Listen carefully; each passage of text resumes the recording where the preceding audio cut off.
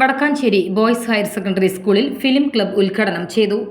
Short film അഭിനേതാവ് Valsalakumar film club ഉദ്ഘാടനം നിർവഹിച്ചു. അഭിപ്രായങ്ങൾ ഒന്ന് പറയണം, നമ്മളോട് അതിന്റെ പോരായ്മകൾ പറയണം, അതിന്റെ ഒന്നും കൂടി ഡെവലപ്പ് ആക്കാനുണ്ടെങ്കിൽ മാർഗങ്ങൾ പറയണം.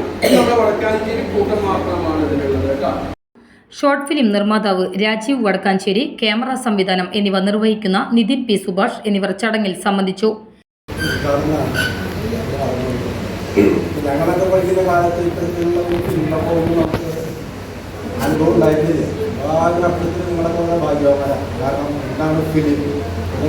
HM AM സീമ, അധ്യാപകരായ KC Sreevalsan, Sebin C Thomas, KN Bindu തുടങ്ങിയവർ പങ്കെടുത്ത് സംസാരിച്ചു. ക്ലബ്ബുകളാണ് science club, maths club, IT club, അങ്ങനെയൊക്കെ പതിവുണ്ട്.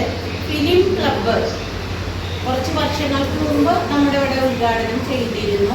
പിന്നെ അതിൻ്റെ പ്രവർത്തനങ്ങളൊക്കെ ആ വർഷം ഉണ്ടായിരുന്നു. ഇപ്പോൾ അടുത്ത് ഉണ്ടായിട്ടില്ല.